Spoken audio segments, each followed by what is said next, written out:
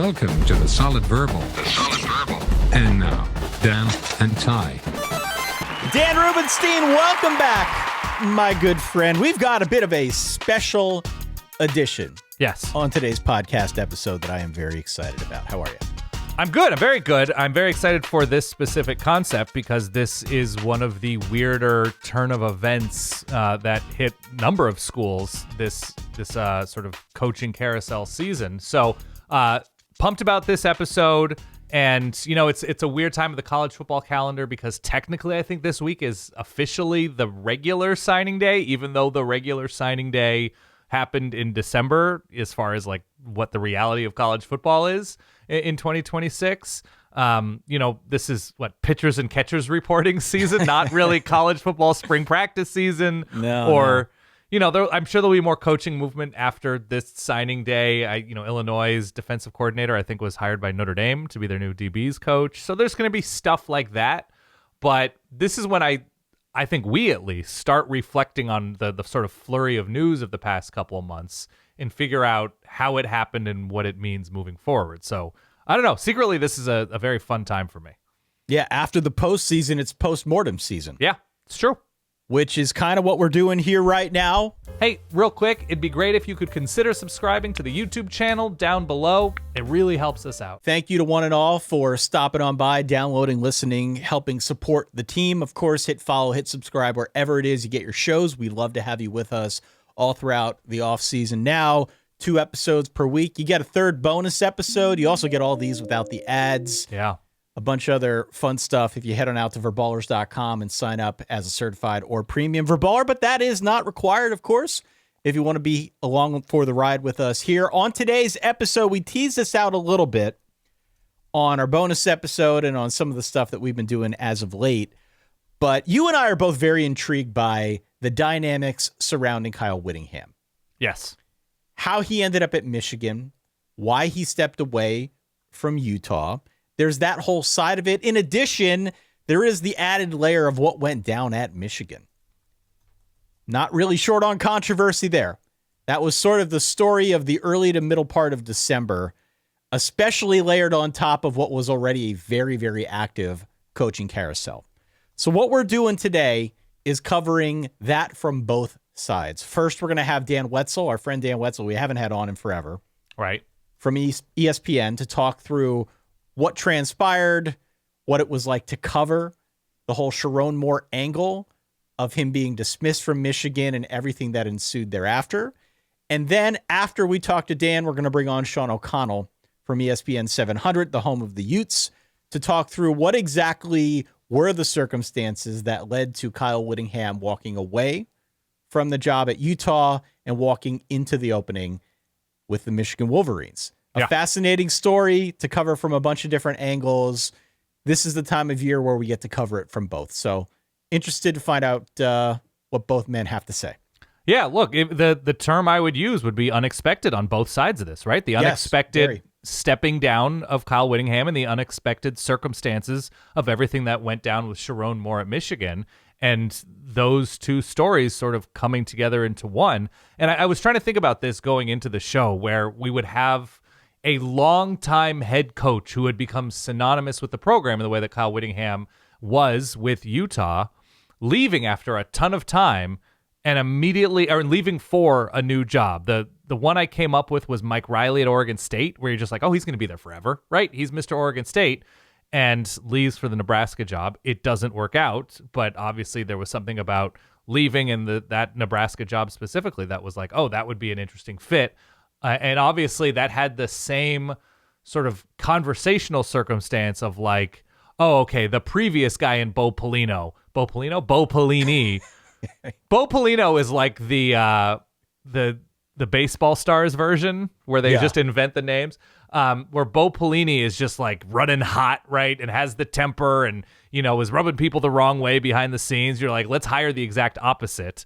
And I guess you kind of get a little bit of that here where I don't think Michigan was out to find the coach with the squeakiest, cleanest reputation, but they seem to have. And so, yeah, it's a unique circumstance in the sport of Mr. Whatever, you know, Mr. Whoever actually leaving out of, seemingly nowhere and taking another high profile job.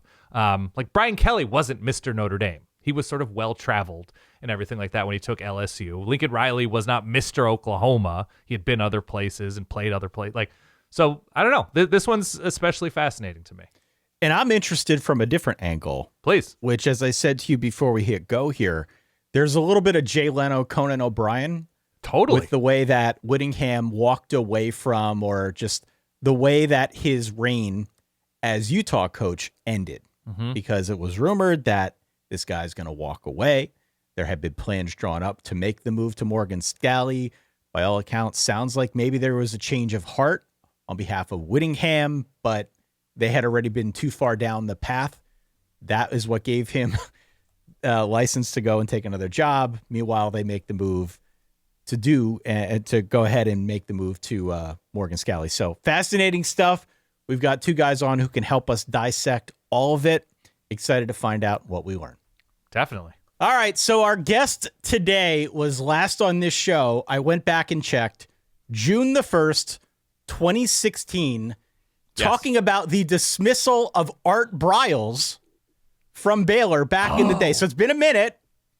Dan Wetzel, I promise we are not trying to typecast you here as the character who comes on to talk controversial coaches, but nonetheless, here we are. Must have done a horrible job. I know. I mean, I get banished longer than Art Briles, I think. That's true. He's made comebacks to the sport briefly more often than you've made comebacks to the show. Right. I feel terrible. I got suspended from this pod for 10 years almost. I assure you, Good Lord. you have done nothing show wrong. Cause? Did I have a show cause? What happened? We are thrilled to have you back. You are now, of course, with ESPN, ESPN.com. Welcome back. How's everything? How you been? Everything's great. Everything's great. Ready for the winter to warm up. Yeah. Other than that, everything's great. I am curious from your perspective, because we brought you on to talk about the Michigan thing, the Sherrone Moore Saga thing, the topic situation. Yeah, situation. I am just curious as a reporter, because you were doing some of, I thought, the most important reporting on the story. You were front stage center talking about everything that was going on in the moment. People were hanging on every word that you posted out on social media or ESPN.com or anywhere. What is that pressure like as a reporter, knowing that whatever you say about this story is inevitably going to kick off some kind of firestorm?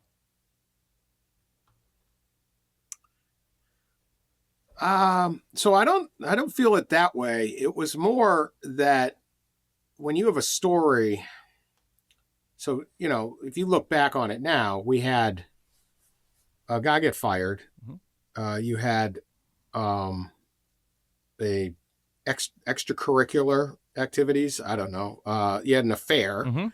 You had a labor situation. So we're already right there. We're talking about Sherrone Moore has a family, a wife, 3 people. So anything you say there, you have to be fair in this job. You want to be correct, but you also want to be fair.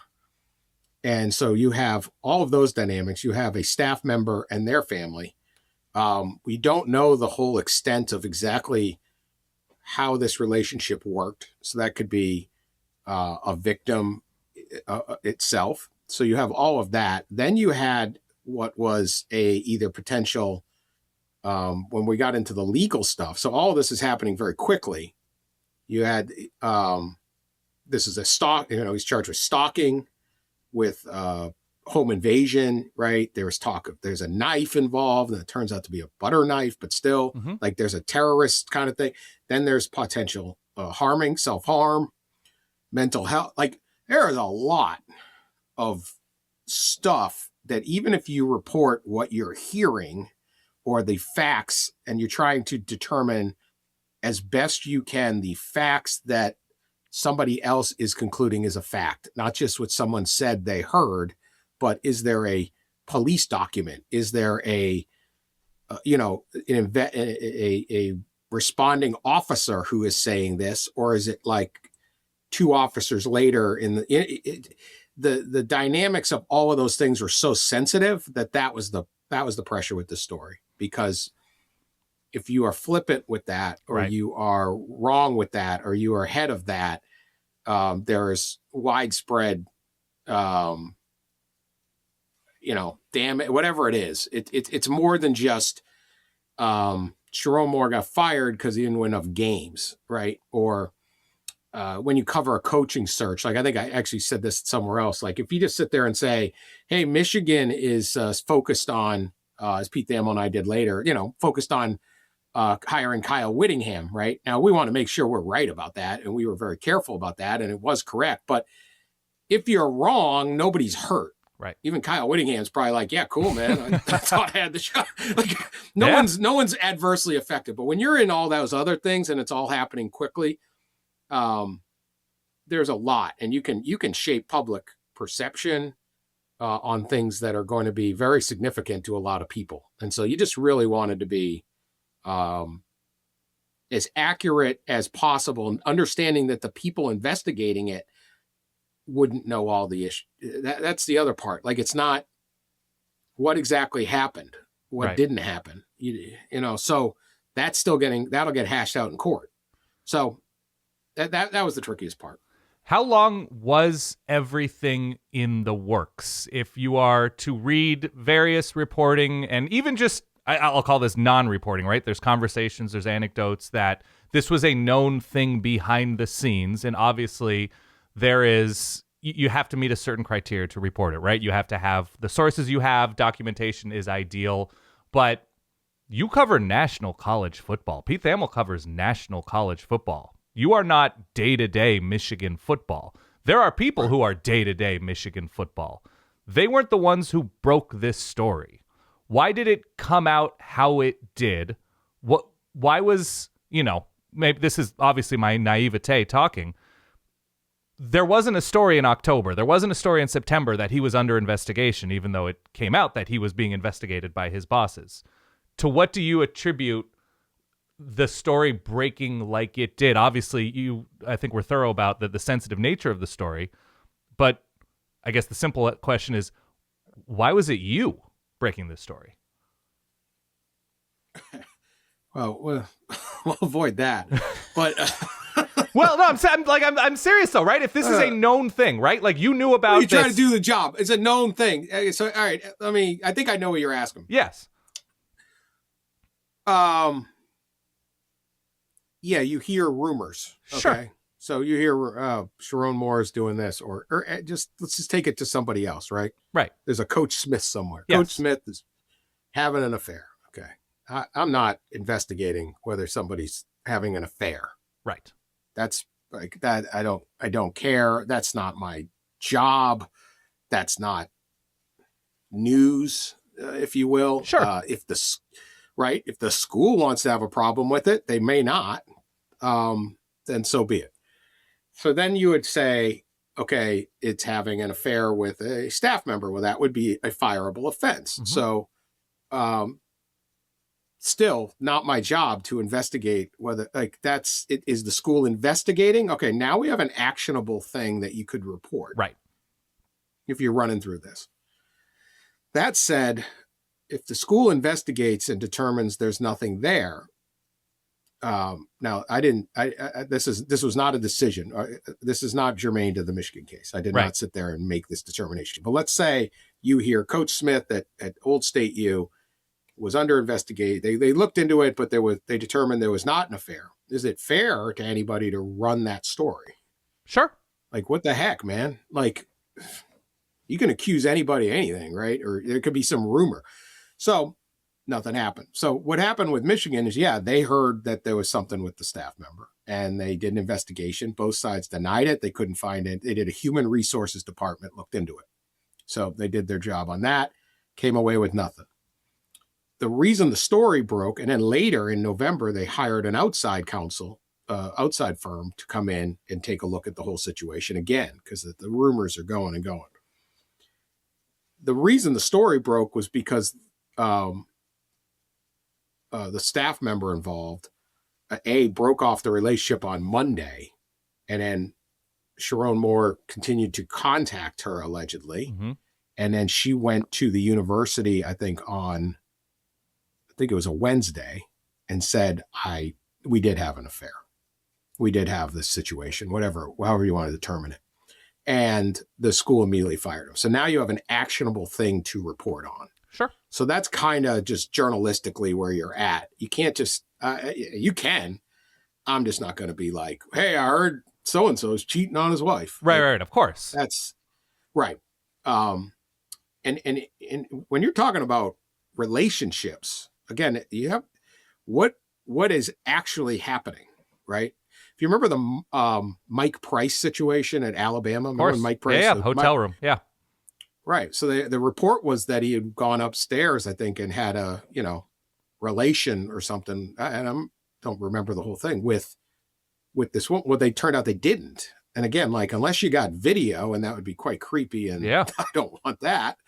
How the hell do you know what someone actually did, right? Like, I don't know. So there's a lot of just a lot on that. But yeah, a lot of people knew or heard.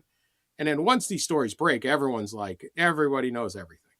What was... I knew all about that. That's like, did you? Right. What was did you really?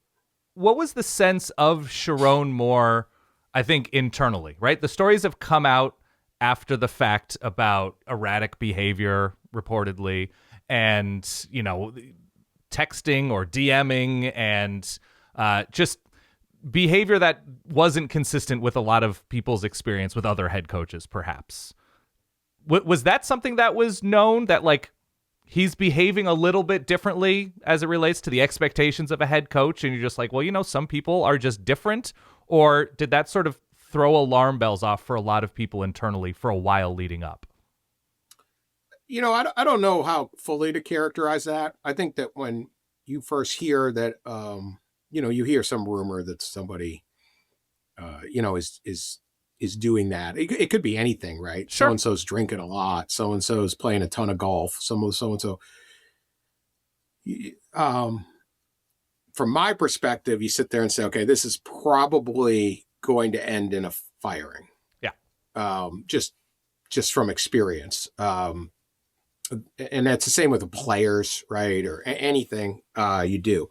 So I think there was an expectation that sometimes it works. Some of the guys, but generally speaking, if you're going to try to run the University of Michigan football program or any program like that, you better be dialed in on that job. Right. Hardcore. So I don't know all of the misgivings that they might have had on the staff.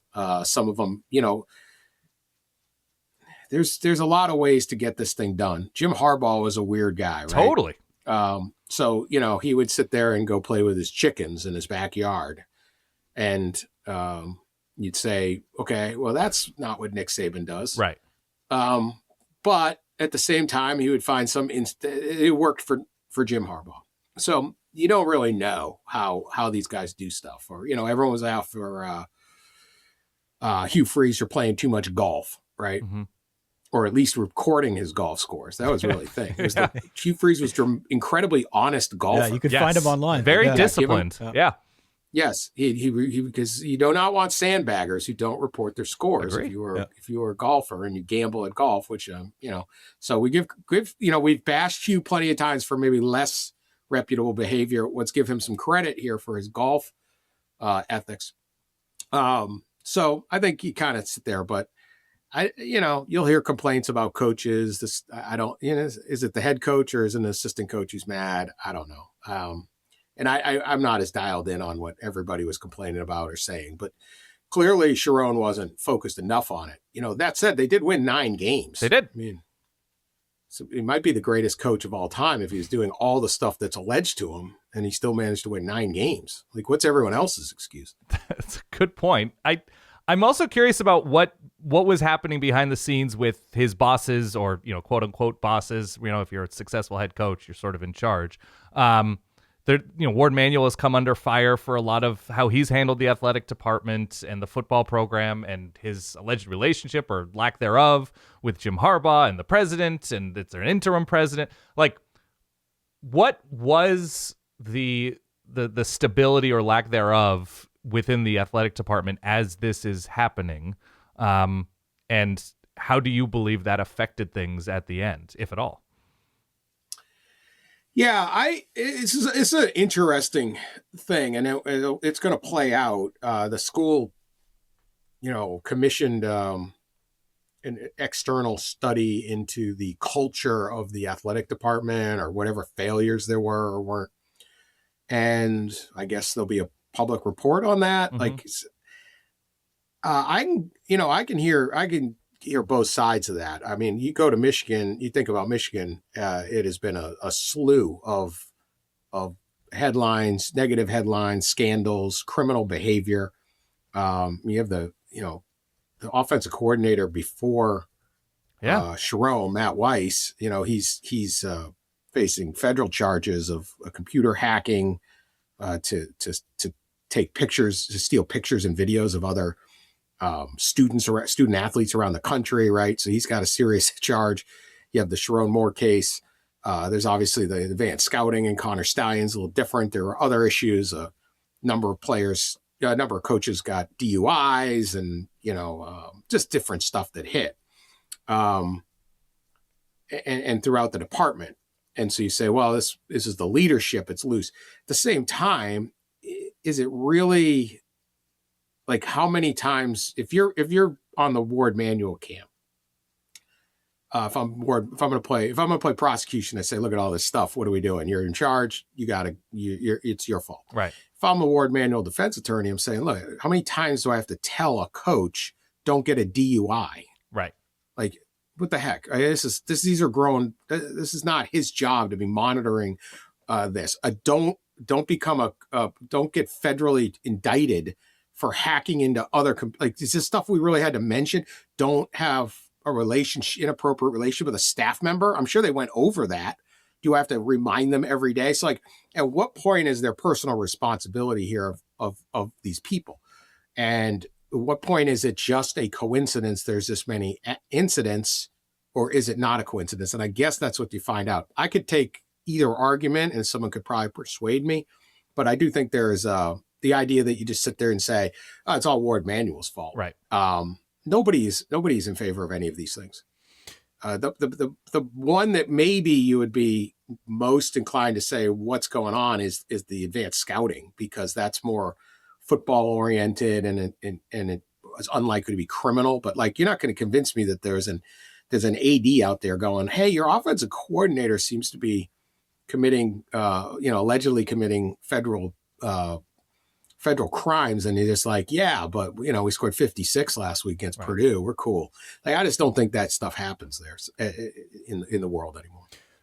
Dan, I think what I'm struck most by with the story, clearly there's a lot going on here, but the speed with which everything came together. He was fired on December the 10th.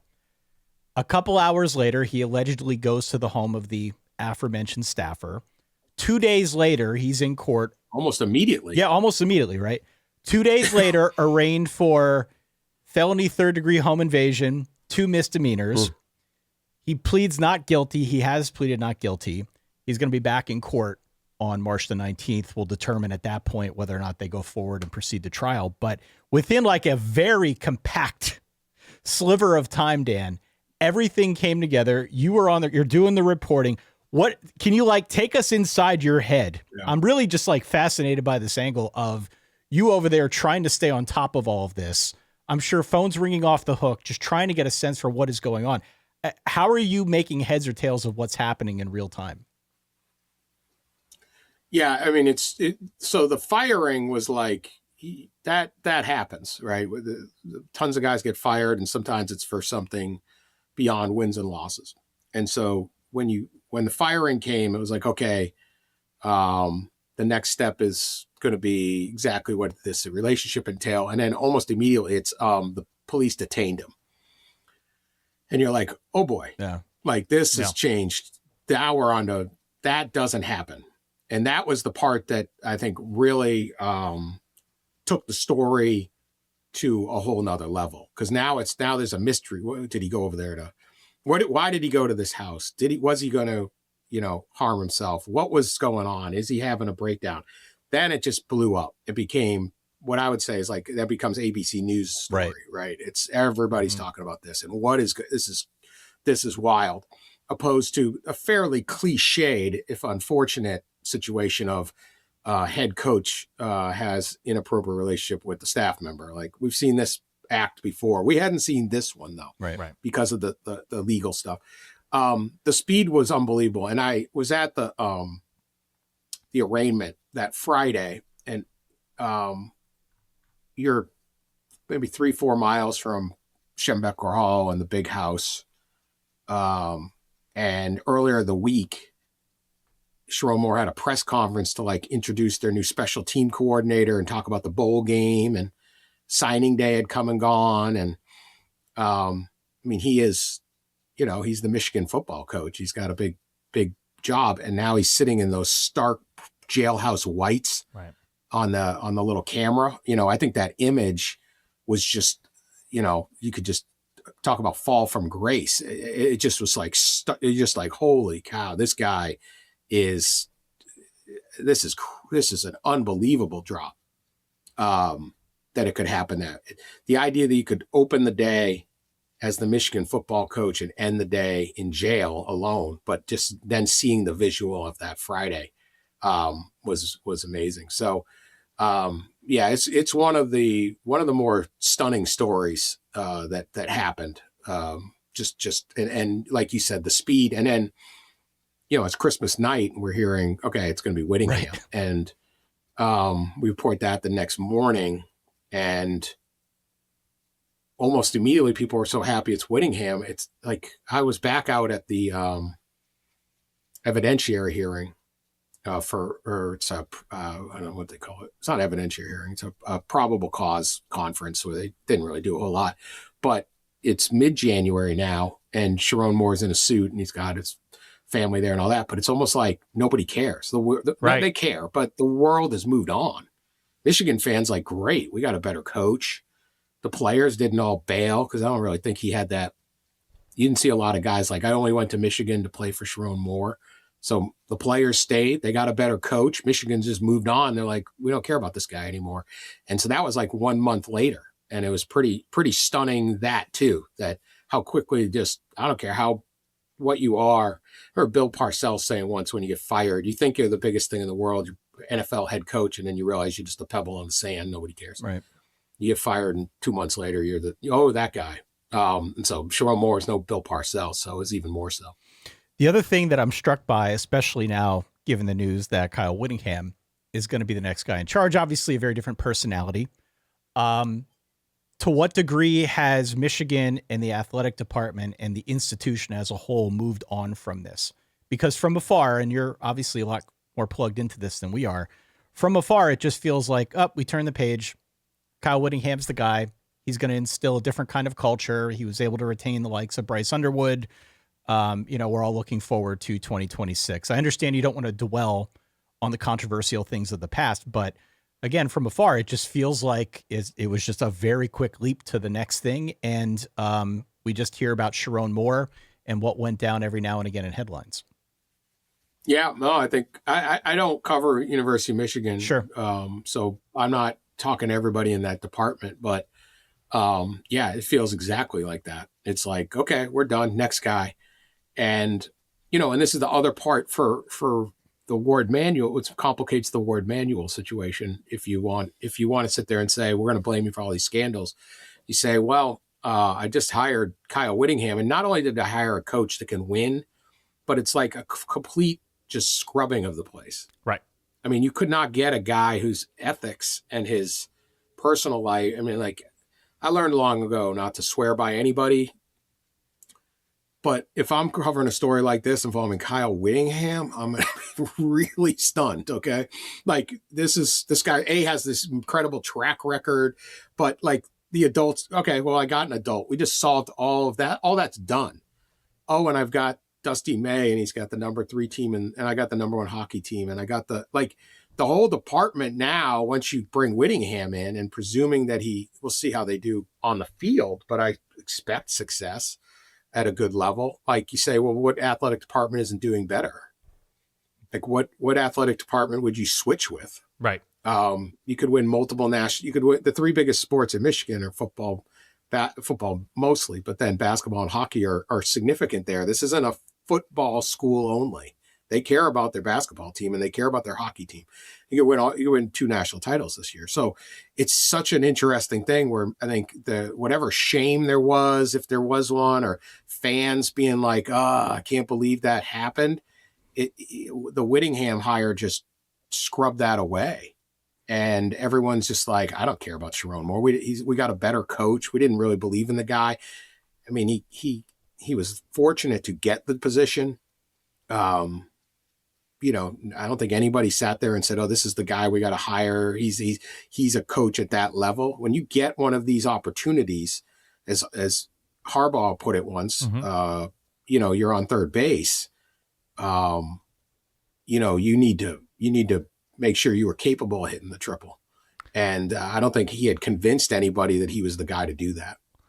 I think everything what you're saying is correct. The interesting thing to me is 2 weeks passed between when Sherrone Moore was relieved of his duties and Kyle Whittingham was reportedly hired. What do you remember about those 2 weeks? There was a lot of like, hey, if Kalen DeBoer loses, maybe this. And then, Kenny Dillingham, conversations have happened. And Jeff Brom is a name that's being like, what do you remember? Because I think what you're saying about like the ceiling of Michigan sports, especially right now, recent national championship, hockey, basketball, etc., is obviously going to be attractive to a ton of people. This job for 2 weeks was open when any number of huge names, hypothetically, could have been swayed. They're like, you're going to be the next great guy at Ann Arbor. Look at the talent. We have, this quarterback of the future, and the athletic department has a ton. What do you remember about those 2 weeks, and why wasn't every coach on the first plane to Ann Arbor?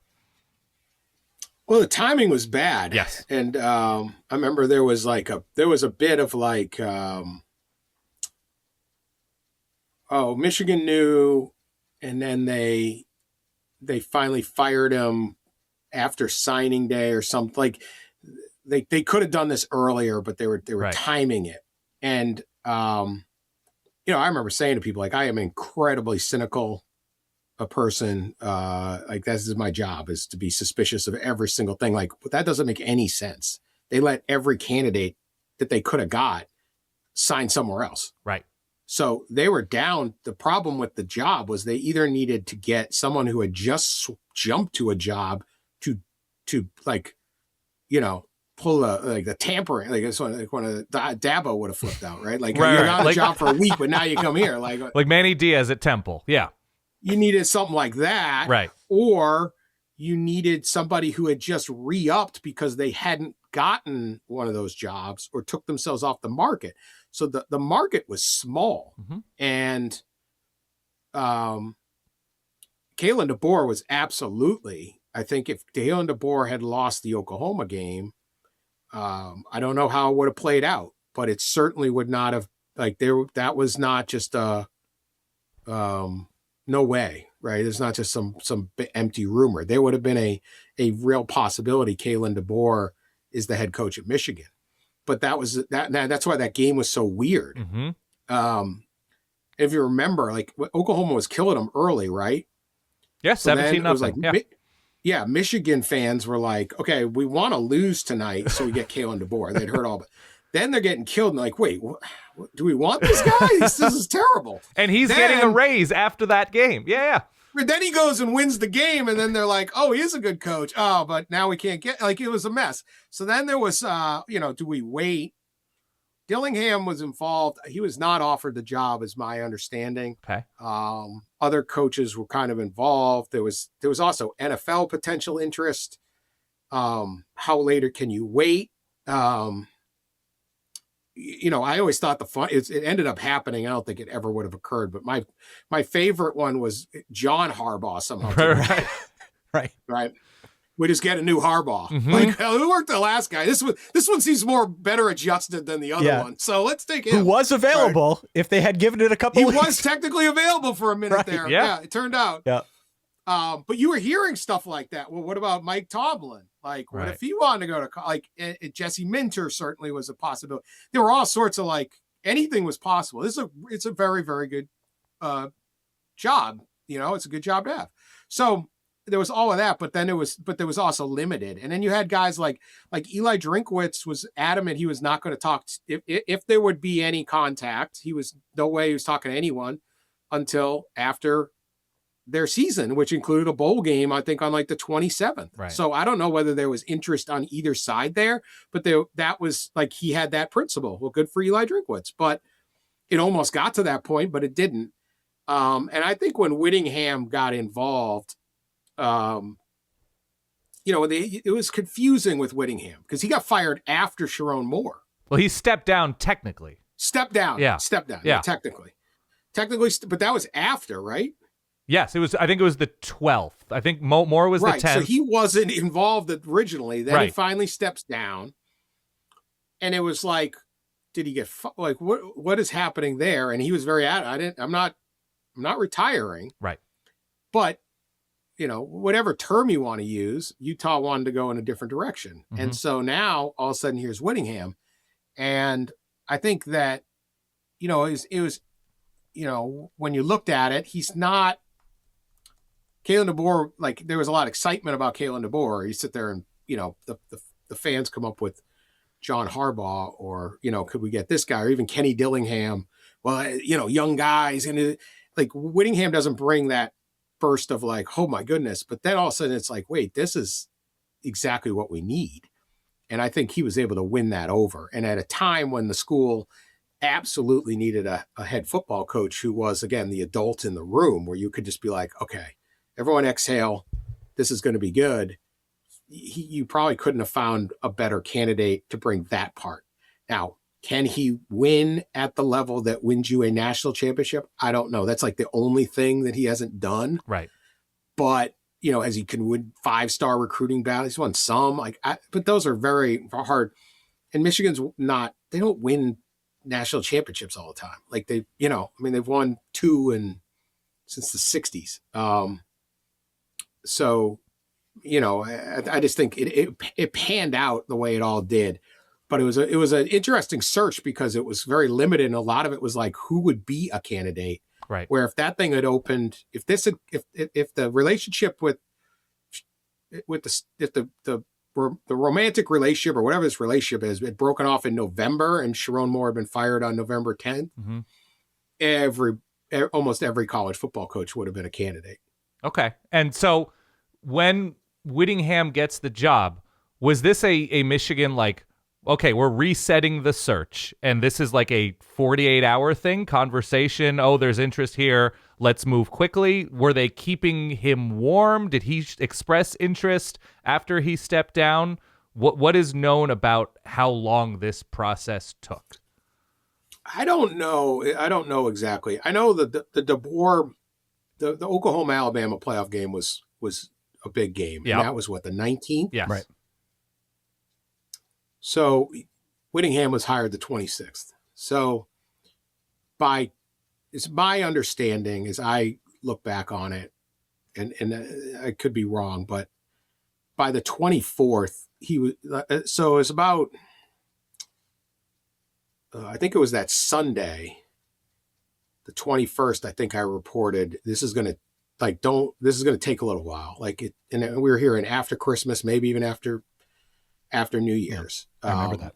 Yeah. And it wasn't like there's going to be a hire tomorrow morning, which is always, that was just like a tweet we put out. I mean, it's like caveat, who knows? Yeah. But, again, that's the kind of reporting that harms nobody. So I think in those first couple days after he became the candidate, and then I think really by the 24th he had been settled on, and he had settled on it, but he wanted to, like, there was no contact, as I understand it, between Michigan and him on Christmas. He's a devout, devout in his faith and all that. And he wanted to spend Christmas Eve and Christmas focused on that. And then obviously by the 26th, we reported early in the 26th, Pete and I. And but we had heard by Christmas night that it was going to be Whittingham, and they're just trying to piece that together which we were able to do in the morning. But so I think that was kind of the time. I don't know that he was a candidate. I think the DeBoer thing was just, I'm not going to say this is absolutely what was going to happen because I don't know if Kalen DeBoer would have left Alabama, and I don't know that they would hire him. But there was certainly a scenario where you could envision that if Oklahoma beats Alabama and they want to go with DeBoer, and DeBoer's sitting there saying, "Yeah, I'll take this job," then he's hired. But that somebody didn't was happen, entertaining the idea. Yeah, he did. He wasn't really ruling it out. Let's put it that way. Like there's ruling it out, and there's fair. Like nobody was going after Dan Lanning. Like you heard nothing. Dan Lanning's like, "I'm not leaving," and then you never heard all the jobs. You never heard one buzz of like, Lanning's possible. Right. Like no gossip. I mean, agents, coaches, ADs, they gossip nonstop. When you don't hear anything about a guy, that they actually mean it. Right. All right. Dan Wetzel from ESPN, ESPN.com. I think it's fair to say once in a decade showing here. Not enough. On the podcast. Can't wait.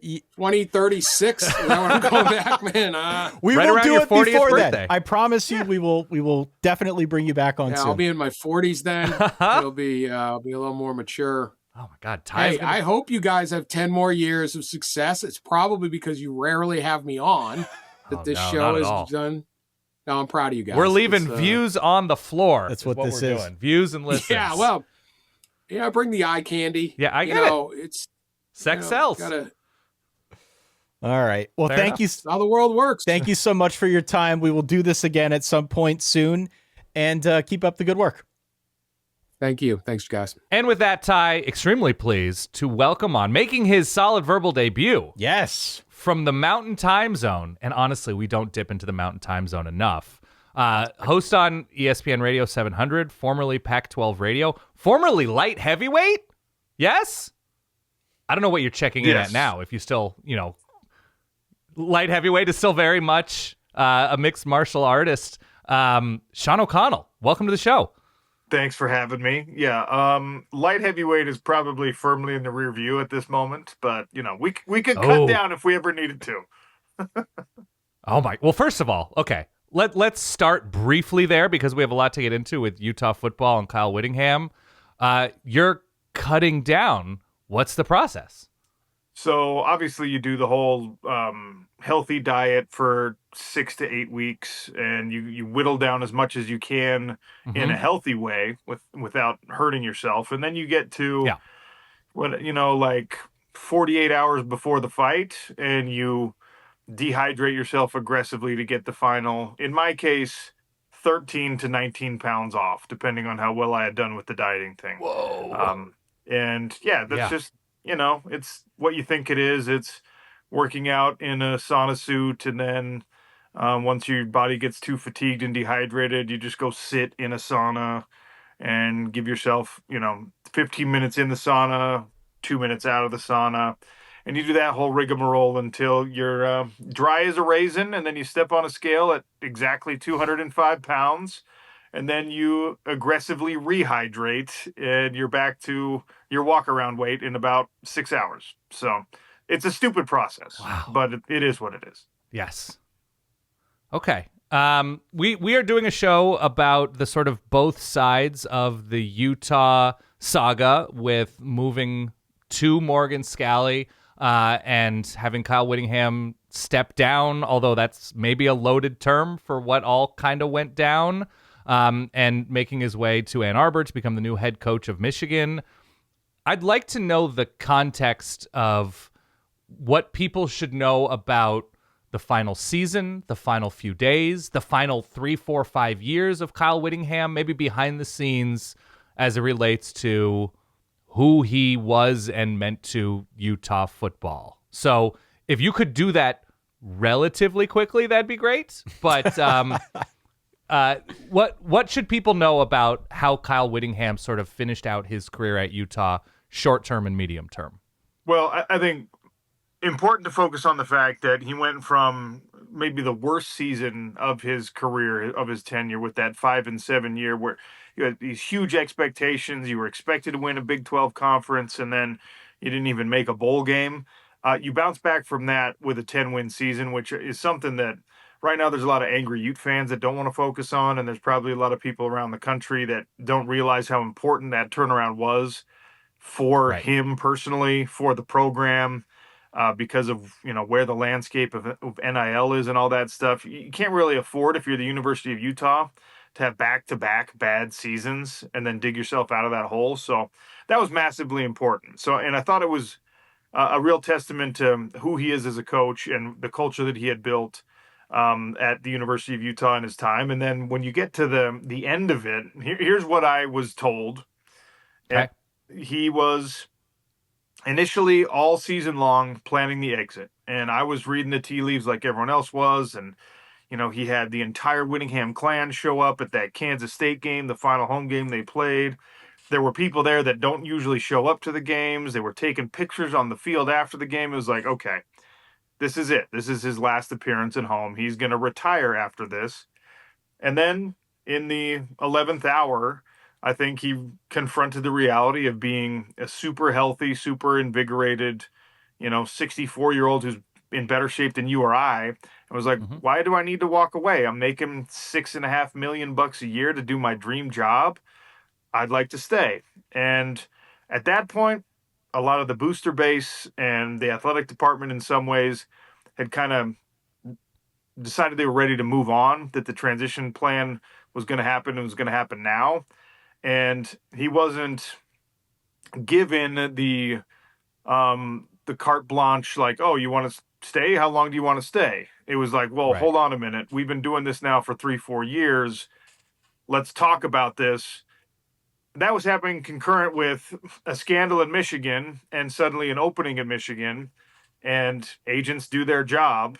And I think that he realized, oh, wait, if I'm not super welcome here at a place I've been 21 years, and there is mutual interest with a blue blood, top 5 job in America, maybe I should take my talents to South Beach, to Ann Arbor.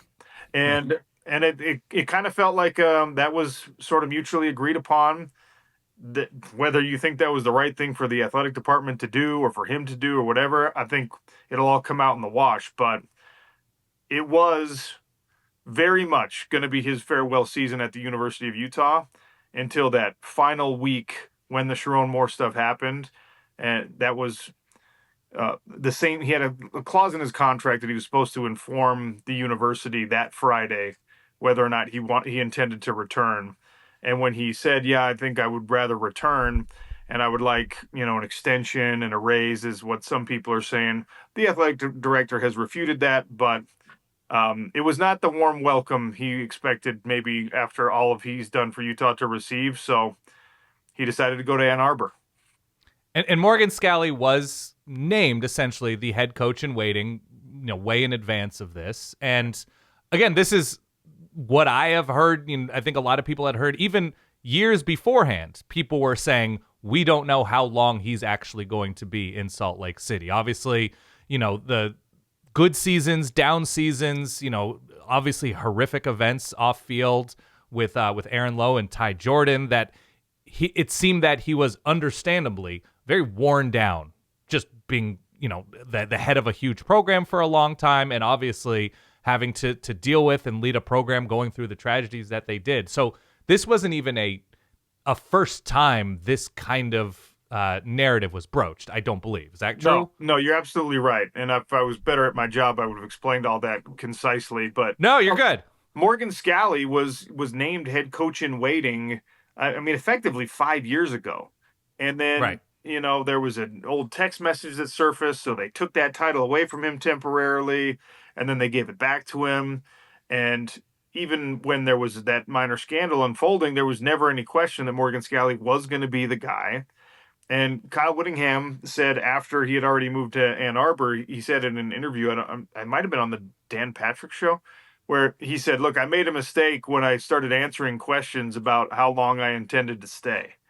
Right. Because people would ask, hey, you're 60 years old now, you're 59 years old now, you've been here for 17 years, whatever. And he would, instead of being like, yep, I'm coaching until the wheels fall off, he would say things like, well, I'm not going to be a lifer. I'm not going to coach as long as my dad did. I'm going to spend some time with my family, my grandkids. And he started to kind of like set expectations that people held him to, whether that was fair or not.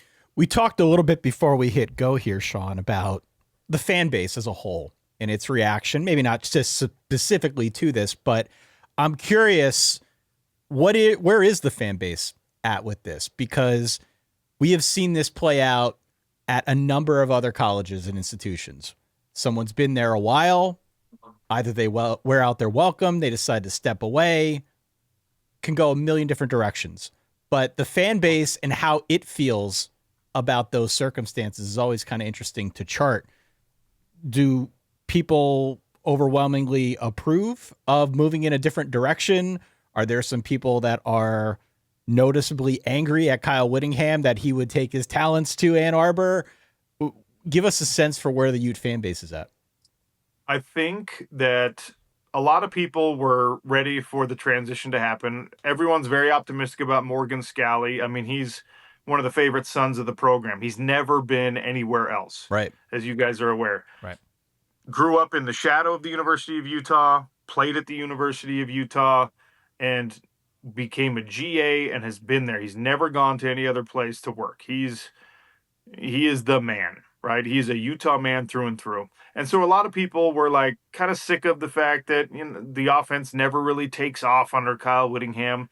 This last year, he refuted some of that, but and we're ready to see what Morgan can do. Especially, he's a charismatic, energetic guy, and there's a feeling that maybe he'll do a better job rallying booster support and helping Utah keep up in the NIL space, whereas Kyle was somewhat resistant to all of that.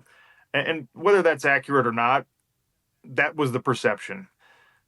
The angst from the fan base comes in with Kyle Whittingham insisting that he would always do what is right for the program, and he would step down and retire when the program was in a better place, and when he knew that it was time and things were ready for him to move on and for Utah to be where it needed to be. And instead of leaving the program in a good place, he did what every other coach taking a new job does. And he said, all right, well, I'm going to set myself up as best I can at my new spot. And he took his entire offensive staff. He took one of the best offensive line coaches in the country. He took the best recruiter from the former Utah staff in Lewis Powell, who's the defensive ends coach, who is just an absolute monster on the recruiting trail. And he handpicked, you know, the 4 or 5 best talents that he thought would move from Utah to Michigan and the Big Ten seamlessly from a player perspective, including a legacy recruit who had enrolled in classes and was brand new to the University of Utah, was an early enrollee out of high school, and the second highest rated guy that the Utes had ever gotten out of high school. And that guy's at Michigan now. So that's where the fan base said, oh, you wanted to leave us in a better place, huh? And you stripped the cupboards bare. Again, that's a perception thing. I think Utah's going to be fine. I think every coach in the world would do the same thing. And what are you going to do? You're going to tell the Michigan fan base, well, I promised all the people in Salt Lake City that I wouldn't bring the best coaches and players with me. I mean, come on. He's doing what any one of us would do. But fans are not rational when these emotional things happen. I suspect we're going to have a bunch of Michigan and Utah fans that are listening to this episode. So I think it's fair to ask if you can compare and contrast the differences between Whittingham and Scally. On the Whittingham side, obviously, Michigan fans are curious to know what they're getting. And on the Utah side, if they are indeed turning the page and going to a new chapter, what do they get with Morgan Scally that they didn't have with Whittingham? I'll start with the Utah side. What you're going to get a lot of this. Morgan Scally and Kyle Whittingham are more similar than they are different. So if Utah fans are expecting that the program's going to be totally new look and 100% turnaround, not the case. Morgan is going to, rightfully so, adopt all the good things from the Whittingham regime, and he's going to mold it into his own style. I think the big difference is going to be, he has stated over and over again, he wants to be more creative offensively. He wants to be more threatening down the field. He wants to be more of a wide open passing, less than the Whittingham ball control, like slug it out type offensive approach. And look, again, to be fair to Kyle Whittingham, he brought in Jason Beck this past year, and they made some real magic. But a lot of that was through the run game. Utah had the number 2 rushing attack in the country, they were a marginal passing attack. And Morgan over and over has said, no, you have to win through the air in college football. We're still going to be dominant at the line of scrimmage and we're going to run the ball, but you have to have things that Utah hasn't had in 20 years. You haven't had a 1,000-yard receiver at the University of Utah in over a decade, right? I mean, these are difficult things to reconcile when you're trying to win modern Big 12 championships and make a case that you should be in the college football playoff and you're going to win games there. So I think that's that. And Morgan Scalley is he's not yet jaded against the criticisms of the fan base and playing we're not going to show you any pieces of practice type stuff. Kyle Whittingham got to a point where practice was closed. Media didn't get to watch anything. He didn't want to have to answer questions. He did it because it was in the contract. Morgan is at the beginning of his head coaching tenure and is a lot more charismatic and loquacious and transparent with things like that. I hope we never beat that out of him by being ridiculous fans. For Michigan fans who are wondering what you're going to get with Kyle Whittingham, I mean, look, he's a man of great integrity. He is the perfect solution to bounce back from a scandal with a young coach, extramarital affair type situation. I mean, Kyle Whittingham is the antithesis of all that. He is the steadying force that your athletic department and your football program probably need right now. He's also an old school guy that is at times going to frustrate you because he's not going to open things up in the passing game, or he's going to have a hard time making a case to the elite wide receivers in a recruiting class or in the transfer portal. Yeah, come to Michigan instead of going to Ohio State, because I mean, people are going to do their research and they're going to be like, this guy's offenses don't produce big time wide receiver talents. Right. And I think that is a hurdle he's going to have to get over in Ann Arbor. And, he never did in Salt Lake City. So he'll have more talent at his disposal in Ann Arbor to do it. Maybe that's the solution he's looking for. How did the Jason Beck, Devin Dampier thing sort of play out when they arrived? And this, I think, is instructive for what's going on at Michigan as well, as, he's building around a really good quarterback in terms of physical potential and skill. Was it just Kyle Whittingham saying, we need a change, I need something dramatic, after obviously all those years of Cam Rising and injuries, like we need to reset? Because as you mentioned, like Utah was a playoff team this past year, other than not getting into the playoff, right? They were of playoff quality. Their lone losses were two teams that were either in the playoff or, of playoff quality. The offense was, I think, the most improved offense in America related to where they were in 2024. How did that come together? Obviously, Jason Beck has ties to the state. Was this a Kyle Whittingham, introspective, we need to do something dramatic to change? Or was this sort of placed on him from others that were like, you need to make a change because what's going on offense is not working? Well, I felt a little bit bad because Andy Ludwig kind of fell on the sword of what was an injury-riddled 2 seasons, right? Mm-hmm. And most of those happened on the offensive side of the ball, and you weren't able to get things going. I mean, Utah literally was down to their 5th quarterback in 2023 and in 2024.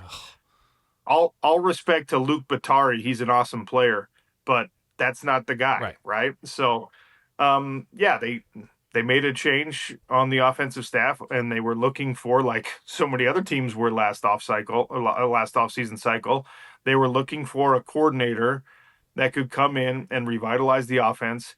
And also Cam Rising had moved on, medical retirement. So you needed someone with a quarterback connection. And there was the Oklahoma thing where they brought in Arbuckle and Mateer, and Utah was in the running for that. But how are you going to beat Oklahoma?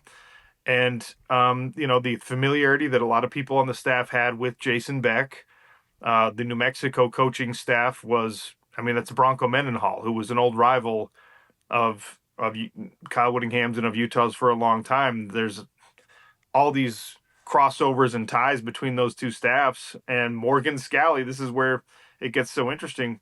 Morgan Scalley was heavily involved in bringing Jason Beck from New Mexico to Utah, convincing Devin Dampier to come with him, because he was like, I mean, every single person in the state and in the program thought that Kyle Whittingham was going to be done after this year, and then Morgan Scalley would then be working with Jason Beck and Devin Dampier, who still had eligibility. So he was a huge part of bringing those guys to the University of Utah. And obviously, the marriage worked out famously. Even when he was banged up, Devin Dampier was incredibly productive. And they got a guy behind him in Bird Ficklin who was like just as good, if not better, with more arm talent, Right. although he's young and doesn't have the level of experience. So, I mean, it's a beautiful thing, and it allowed Utah to have that bounce back season. And unfortunately, it ended up not being a long-term marriage, because when Kyle Whittingham says, hey, do you want to go coach in Ann Arbor? Do you want to go to Michigan? Right. Jason Beck has to be thinking the same thing that Jay Hill is thinking, the defensive coordinator Kyle brought from BYU, that Morgan Scalley was thinking under Kyle Whittingham. Well, he's only going to be here for a couple more years. And if I do a good job and if we win, I could be the next guy there. And to be the next guy at Michigan is one heck of a thing. How is recruiting, or I guess how has recruiting been at Utah in your eyes? Because it from afar, it seemed like, okay, they would find developmental guys and they'd get them there and they'd stay around for a long time and they'd produce NFL level talent. And I felt like suddenly Utah was upping the ante, especially in California. They were finding more guys, and Utah was really doing a terrific job of building out a deeper and deeper roster. And now you have this enormous change, even though there are guys returning under Morgan Scalley, especially on defense. What is the state of Utah recruiting now? And what was behind the scenes? You mentioned an assistant coach who was excellent, the defensive ends coach. You know, what was the ride of Utah recruiting these past few years under Kyle Whittingham? They've done an incredible job kind of consistently through the Pac-12 and Big 12 era of building that pipeline and continuing to get better and better players and add more depth, like you're saying. And I know that a lot of programs around the country probably feel like, oh, we do it better than other people do it, but they really have done a remarkable job of sort of keeping the Wolves at bay and not losing a ton of talent to the transfer portal, and convincing guys, even guys who aren't playing a ton from year to year, to stick around and to develop and say, hey, just trust us. We will get you to the league. Trust us. You're going to be on the field next year, whatever. And, you know, they really got people to buy in. Now, the question is, will that remain under Morgan Scalley? I mean, no bones about it. Lewis Powell was the best recruiter on the staff. That's why he's at Michigan. And he was a big reason why the Celesi Moa kid was coming to the University of Utah. He flipped from Tennessee. I will say this, though. The number one recruit in the history of Utah football signed this last December, and he is still on the roster. He's an early enrollee. He's a 5-star offensive tackle. He's the number 5 kid in the entire class. His name's Kelvin Obot, and he played for Jordan Gross, who's now the offensive line coach at the University of Utah. He played for him in high school up in a little farming town called Fruitland, Idaho. So the pipeline is going to be what you talked about already. Finding guys that are maybe a little bit overlooked, developmental type guys from the FCS level or from the group of 5 level that have production, and that you can say, he might be an inch too short for Alabama to be in love with, or he might be 20 pounds too light for Texas to be in love with. But that's what Utah has used from the beginning of Utah football history to climb to where they're at right now. And Morgan Scalley was one of those guys. And Jordan Gross was one of those guys. And I mean, Luther Ellis in some ways was one of those guys. And he's still your defensive line coach. So they're going to get those guys. They're going to find those guys. And they're going to continue to develop those guys. In an altered landscape where you don't have as much time to develop people, you got to do it faster. But that's what they're going to do. How do people feel about Morgan Scalley? Sorry, Ty. I mean, you basically have a coach, and you mentioned this, that this is kind of all people have known in the modern era. And even though Morgan Scalley is raised and, been a Ute through and through, this is different.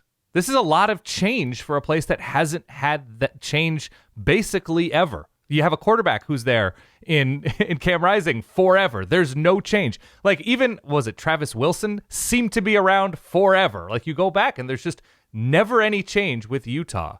How are people who root for this team handling it? Well, it's funny because you're absolutely right. We've never had change, and the biggest change is that you elevate a guy who's been here since 1997 like to be your head coach. So, oh, how much of a change is that really? No, I think people are excited. Obviously, there's cautious optimism because you did lose some important players and you lost some important coaches and guys that are well respected, but people believe in Morgan Scalley, and Morgan Scalley is going to meet the fan base and the booster base in the middle in a way that Kyle Whittingham refused to or was unable to. Maybe Morgan is just better with people. Okay, and we'll see if that changes at all after the rigors of being a head coach wear him down. But people are optimistic and believe in the vision he has. His press conference was an absolute home run. And I know that doesn't mean you're going to win a bunch of football games, but there's trust that Morgan Scalley knows how to connect Utah football back to its glory days. He was a player in one of the best seasons in Utah football history when Urban Meyer showed up.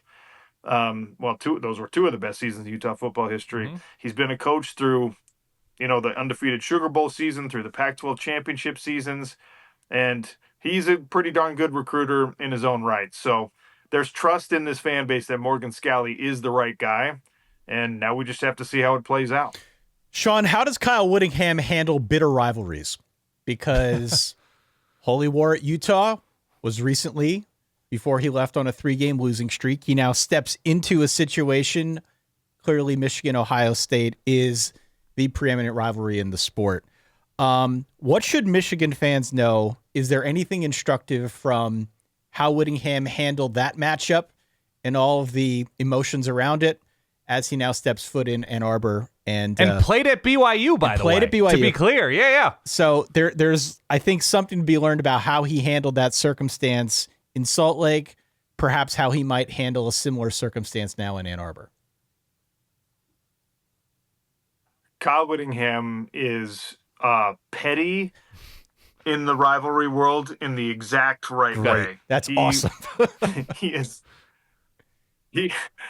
He will refuse to give Ohio State any credit for anything. He will, at some point, probably be reluctant to say the name of the school. He will do all the things that you want he turned his back over the years on his own alma mater, where he was a great player. He was a defensive player of the year in the conference. Right. He was like a BYU football legend. And he got to the point where he didn't even want to play BYU. He didn't want to hear from the fans.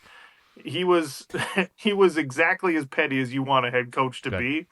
And he handles it well. He's like passive aggressive about the rivalries rather than overly aggressive, overtly like disrespectful. He does it in ways that will just needle Ohio State fans to their core and make them despise Kyle Whittingham. And that's what you want from a Michigan coach. I was going to say, that's exactly what you want from the Michigan coach, is it not?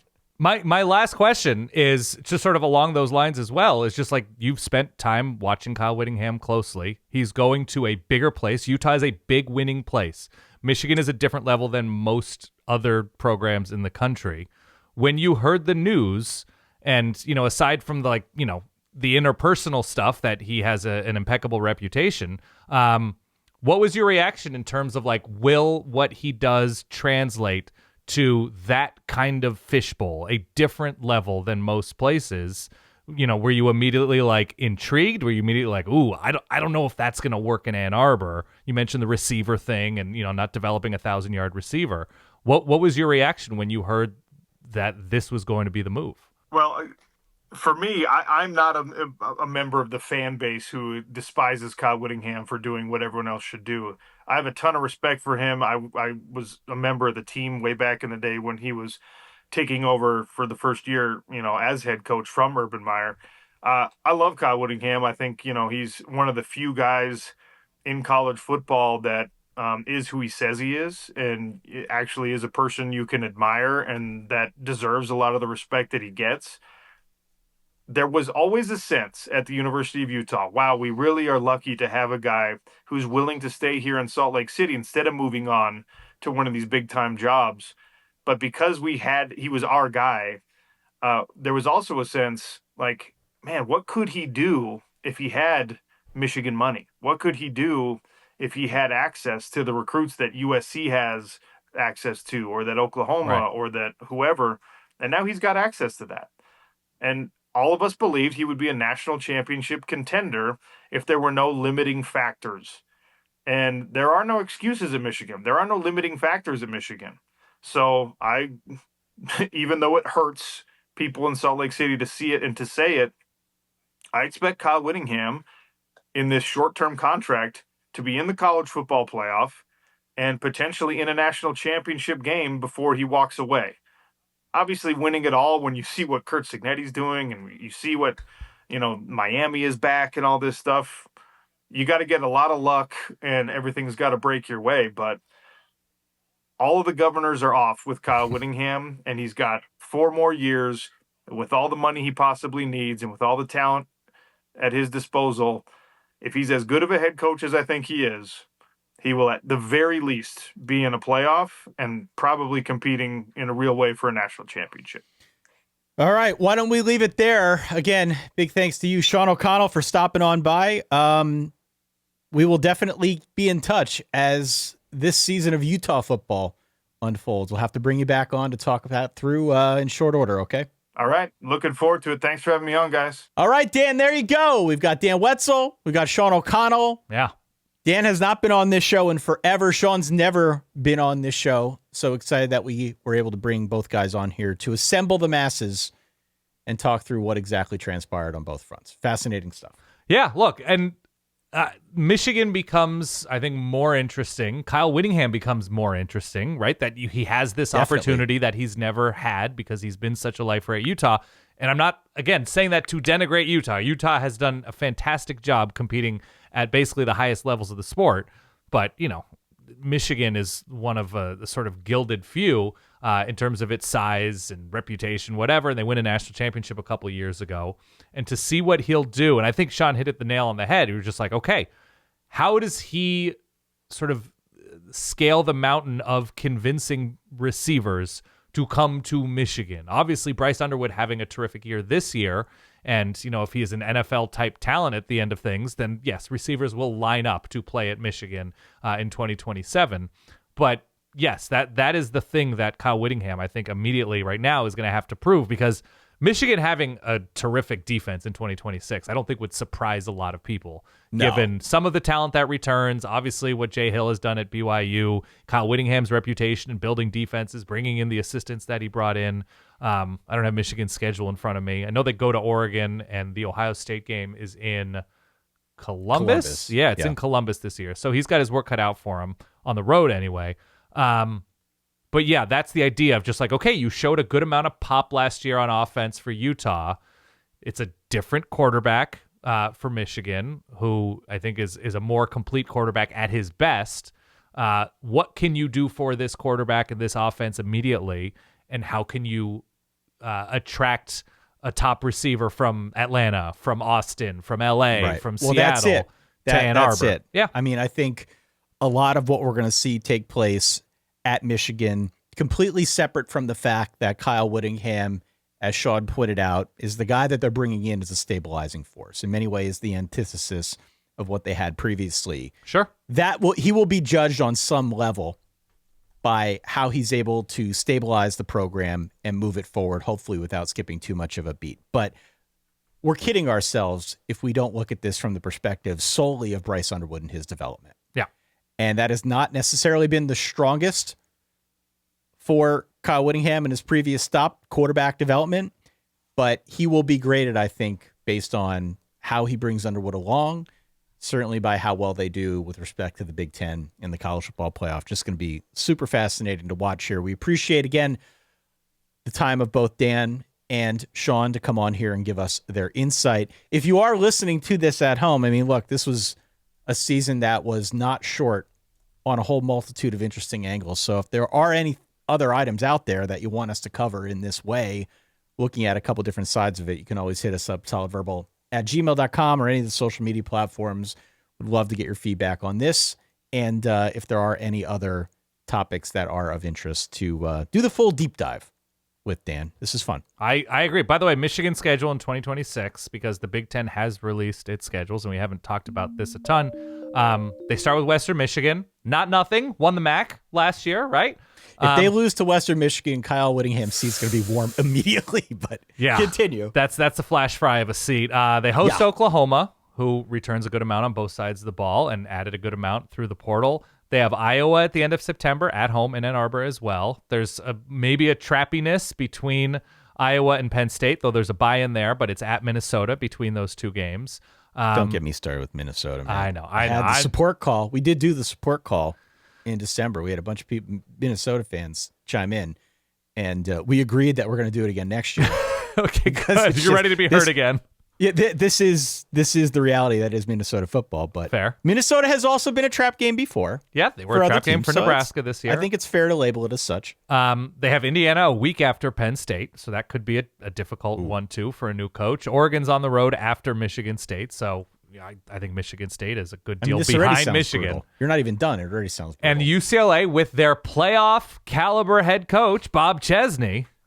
Sandwiched between road spots at Oregon and at Ohio State. So this is tough sledding for Kyle Whittingham in year one. That's really tough. We'll see what he can do. I don't know. Write in solidverbal@gmail.com again if you got topic suggestions, or if you are a fan of one of these teams or just college football in general and you got something to say. Yeah. We read all of our messages. We get many, but we read them all, and we would welcome your feedback as per usual. Utah's schedule is not as bad for Morgan Scalley in year one. Holy War's at home. They don't have Texas Tech on here. They don't have ASU on here. So maybe a slightly... Not bad.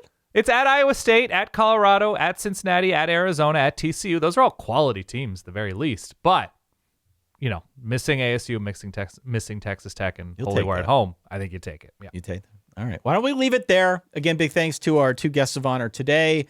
Dan Rubenstein, we'll do it again later in the week. Yes. Make sure you hit follow. Make sure you hit subscribe so that you don't miss any of the episodes. Again, they drop Tuesday, Thursday, all throughout the off season. For that guy over there, Dan, for myself, Ty, we'll catch you all in a few days. In the meantime, stay solid. Peace.